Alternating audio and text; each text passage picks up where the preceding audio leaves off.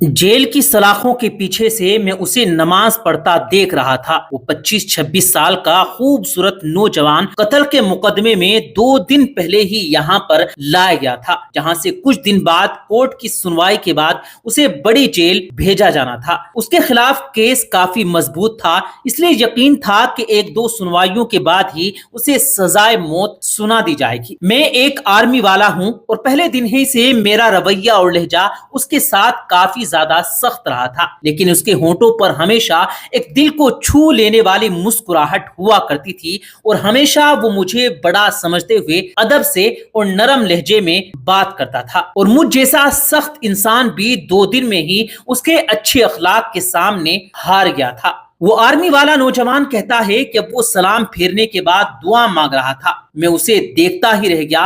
वो इस तरह खुशू और खुजू से दुआ मांग रहा था कि यूं लगता था जैसे वो जिससे मांग रहा हो वो उसके बिल्कुल सामने बैठा हो। दुआ के बाद उसकी नजर मुझ पर पड़ी तो उसके होंठों पर वही मुस्कुराहट जाहिर हुई। वो उठकर मेरे पास आया और हमेशा की तरह मेरा हाल पूछने लगा। आज मामूल के खिलाफ मेरा लहजा काफी नरम था। बातों के दौरान मैंने उससे पूछा कि क्या सच में उसने कत्ल जैसा जुर्म किया है, क्योंकि मुझे उसकी मासूमियत से नहीं लग रहा था कि वो कत्ल जैसा जुर्म कर सकता है। उस शख्स ने मुस्कुराते हुए कहा कि एक इंसान का कत्ल पूरी इंसानियत का कत्ल है, तो फिर मैं ऐसा घिनौना जुर्म कैसे कर सकता हूँ। तो फिर मैंने सवालिया भरी नजरों से उसकी तरफ देखने लगा। फिर वो शख्स आगे कहने लगा कि जब अल्लाह इस दुनिया में किसी को पावर देता है ना, तो अक्सर लोग भूल जाते हैं कि ये पावर और ये कुर्सी अल्लाह की तरफ से एक अमानत है और वो उन सब को अपना कमाल और हक समझ बैठते हैं। मेरे साथ भी ऐसा ही हुआ। हमारे इलाके के एक पावरफुल इंसान ने कत्ल कर दिया और इत्तेफाक से मैं वहां से कुछ कदम दूर पर ही था। उसने मुझ पर इल्जाम लगा दिया। झूठे गवाह भी तैयार कर लिए गए और मैं यहाँ आ गया। मुझे दुख सा हुआ।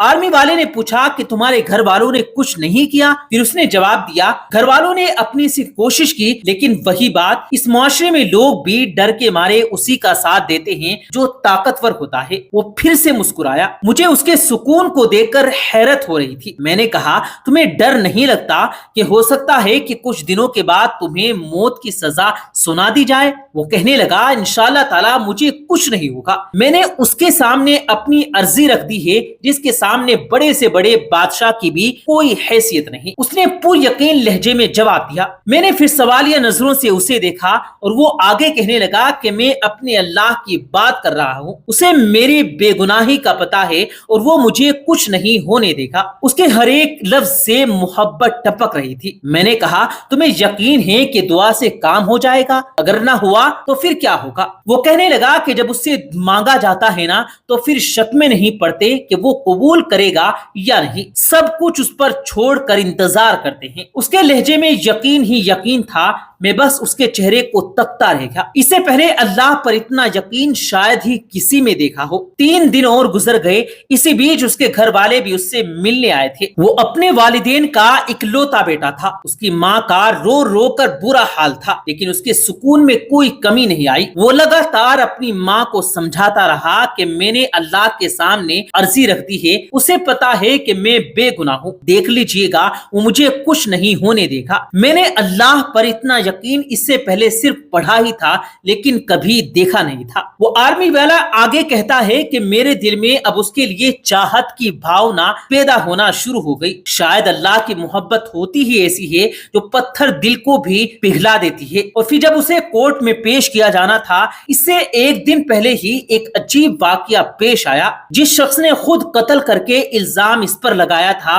वो अपनी बीवी और इकलौते बच्चे के साथ गाड़ी में कहीं जा रहा था कि उसे एक खतरनाक हादसा पेश आ गया, जिसकी वजह से उसकी बीवी और बच्चे उसी वक्त इंतकाल कर गए, जबकि उसे बहुत ही ज्यादा जख्मी हालत में अस्पताल रेफर कर दिया गया। काफी घंटों में होश आने के बाद उसे बीवी और बच्चे के मरने की खबर मिली तो उसकी हालत और ज्यादा बिगड़ गई। उसे उसी वक्त अचानक से कुछ याद आया। उसने चीख कर पास में मौजूद डॉक्टर को उसकी वीडियो बनाने का कहा। बार बार जिद करने पर डॉक्टर ने नर्स को वीडियो बनाने का इशारा कर दिया تو اس نے ویڈیو میں بڑی مشکل سے اپنے جرم کو قبول کیا اور اس نوجوان کو بے گناہ قرار دے کر ہاتھ جوڑ کر معافی بھی مانگی۔ اس نے ڈاکٹر سے وعدہ کیا کہ وہ یہ ویڈیو ضرور پولیس اسٹیشن لے کر جائے گا، شاید بیوی بچے کے مرنے کے بعد اور اپنی حالت کا علم ہو جانے کے بعد وہ اس گناہ کو ساتھ لے کر مرنا نہیں چاہتا تھا۔ ادھر ویڈیو پولیس اسٹیشن پہنچی، ادھر اس انسان کا انتقال ہو گیا۔ ادھر آج کورٹ میں اس انسان کی پیشی تھی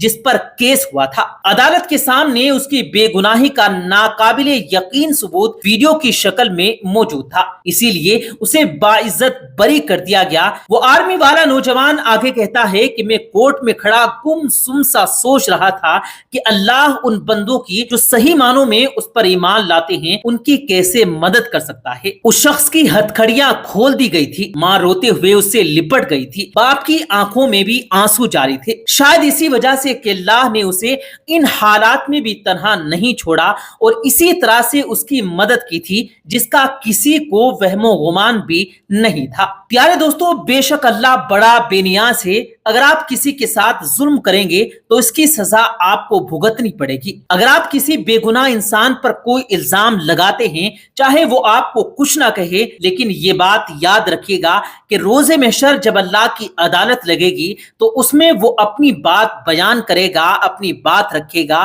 اس میں وہ اپنی بے گناہی کا بیان کرے گا، اور بے شک اللہ خوب جانتا ہے کہ وہ بے گناہ ہے، اور آپ کا یہ ظلم اور آپ کی یہ زیادتی آپ کے گلے پڑے گی۔ اس دنیا میں تو آپ اس کو ڈیفینڈ کر سکتے ہیں، لیکن قیامت کے دن اور محشر کے دن آپ اس کا مداوا نہیں کر سکتے۔ بے شک ایک انسان کا قتل پوری انسانیت کا قتل ہے، جو چاہے کچھ بھی ہو۔ ہمارا دین اسلام ہمیں یہ سبق دیتا ہے کہ کسی کو ناحق قتل نہیں کرنا چاہیے، اور اگر کچھ غلطی یا خطا ہو بھی جاتی ہے تو اس کا الزام کسی دوسرے پر نہیں لگانا چاہیے۔ اور پیارے دوستو، اسلام میں جتنی تاکید کے ساتھ انسان کے قتل کی حرمت کو بیان کیا گیا، اگر آج کل کے دور کو دیکھا جائے تو اتنی بے حرمتی ہو رہی ہے۔ افسوس کہ چھوٹی چھوٹی سی باتوں پر بلا وجہ قتل کر دیے جاتے ہیں، اور بعض مسلمان اس جرم کو کرنا بھی دینی خدمت سمجھتے ہیں۔ حالانکہ قرآن و احادیث میں کسی انسان کو بلا وجہ قتل کرنے پر ایسی سخت وعیدیں بیان کی گئی ہیں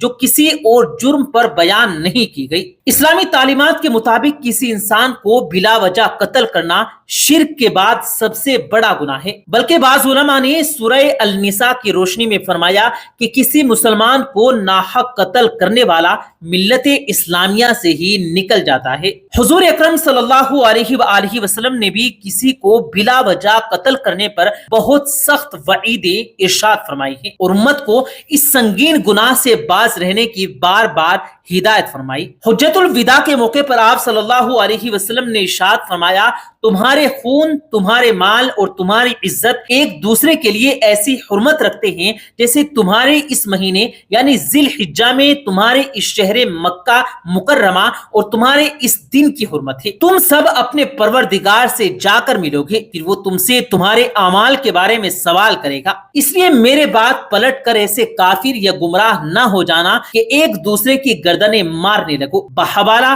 صحیح بخاری۔ تو دوستو، کسی پر غلط الزام لگا کر اسے سزائے موت دلوانا بھی ایک ناحق قتل ہے۔